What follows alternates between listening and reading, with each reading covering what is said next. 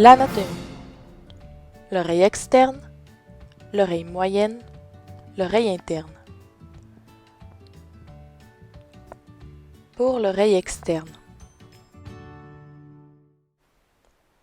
l'hélix et la fosse triangulaire, l'antihélix et le cornet,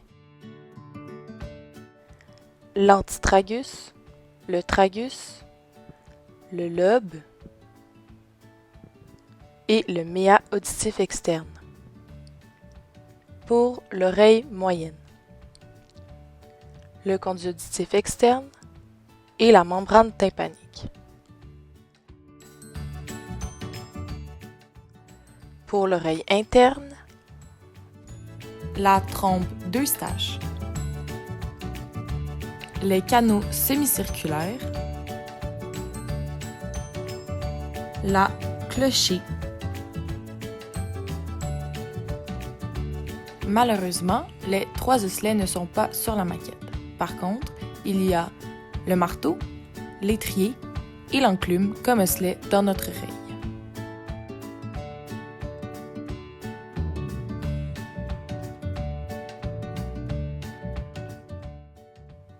L'infirmière reçoit son patient, M. Louis Forgeron, qui se plaint de perte auditive. Elle compte lui expliquer le mécanisme de l'ouïe et comment protéger son acuité auditive. L'infirmière a procédé au PQRS-TU. Donc, M. Forgeron, on va débuter aujourd'hui avec des tests d'acuité auditive. Ce sera simple, rien de trop compliqué. Puis, je vais vous expliquer les types de surdité pour vous aider à comprendre votre cas. Ça vous va, monsieur? Bien sûr, tant que ce soit pas trop long ou difficile. Parfait. Donc, le premier test va être super simple. Je vais me placer un petit peu à côté de vous et je vais murmurer des nombres à votre oreille. Il suffira de me répéter le nombre que je vais vous avoir murmuré. C'est bon? Oui, là. On peut-tu commencer maintenant? Donc, comme je vous ai expliqué, je vais me placer ici et je vais vous murmurer des nombres à l'oreille. Vous avez juste à me répéter et si vous n'êtes pas capable, pas de trouble. Si vous avez des appareils auditifs aussi, il faudrait les enlever, M. Louis Forgeron. 33. 84. 84.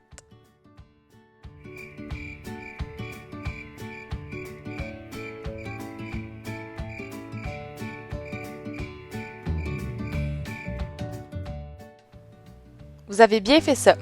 Maintenant, voici le prochain petit test. Je vais vous parler normalement et vous allez boucher une oreille à la fois.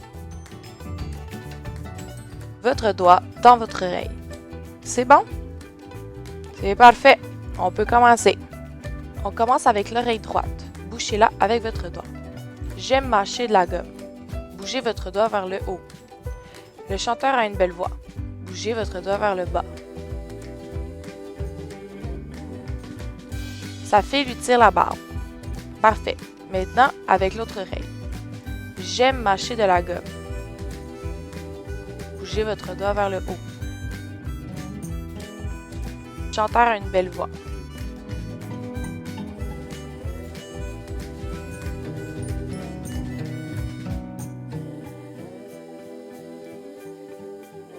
Avez-vous très bien, c'est terminé.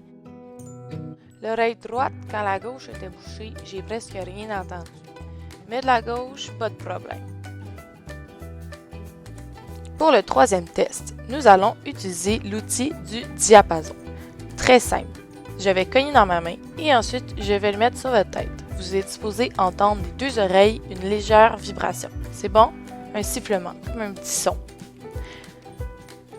Entendez-vous des deux oreilles? Non. Entendez-vous de cette oreille? Non. Et cette oreille? Oui, super. C'est terminé pour le troisième test. Donc, M. Louis Forgeron, nous avons fini les tests pour aujourd'hui. Par contre, je ne peux pas vous donner de diagnostic tout de suite. Je vais devoir voir avec mes autres collègues ou d'autres personnels de la santé. Par contre, je peux vous expliquer les trois types de surdité. Donc, pour votre information, il y a trois types de surdité. La première, de transmission ou de conduction, donc des ondes sonores qui sont arrêtées alors qu'elles passent de l'oreille externe à la clochée, située dans l'oreille interne, car elles ne sont pas transmises par les structures de l'oreille externe et de l'oreille moyenne.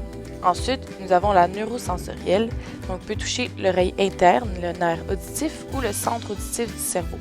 Le son est transmis à travers les structures de l'oreille externe et moyenne, mais la transmission est interrompue au-dessus des osselets.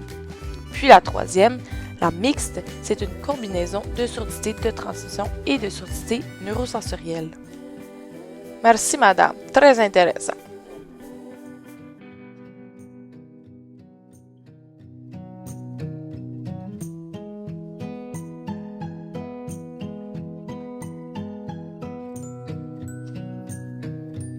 L'examen de l'oreille externe.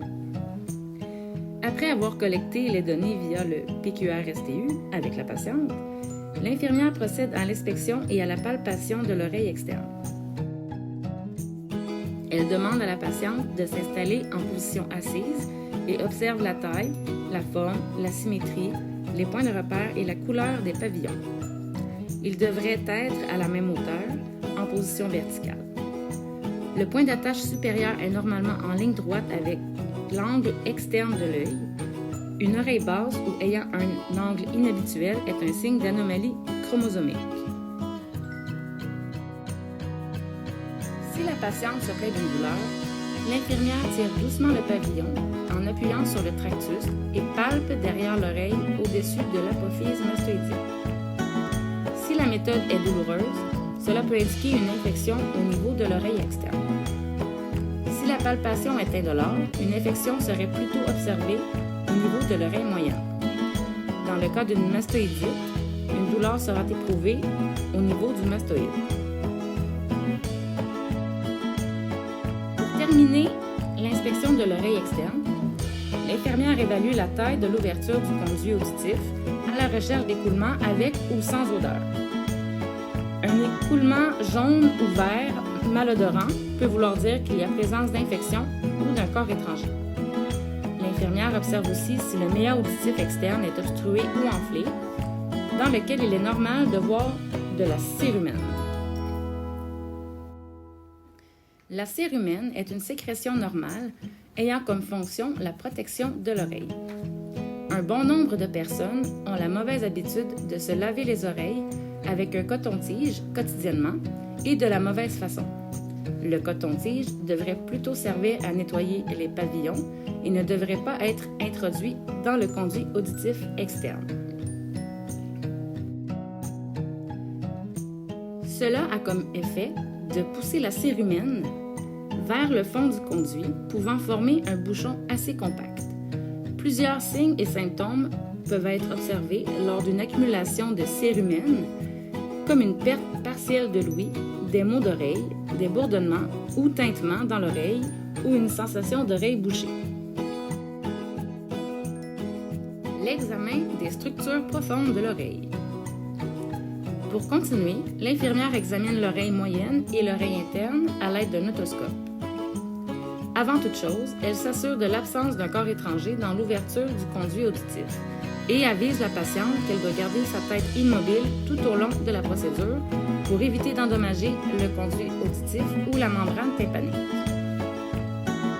Dans le cas d'un nourrisson, elle le place en décubitus dorsal, les bras maintenus sur les côtés et la tête tournée d'un côté. Pour un jeune enfant, il peut être assis sur les genoux d'un parent qui s'assure d'immobiliser sa tête.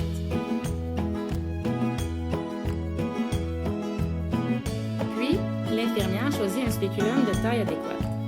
Elle demande à la patiente de pencher sa tête du côté opposé à l'oreille à examiner et prend l'otoscope à l'aide de son pouce, son index et son majeur de façon à laisser sa paume libre.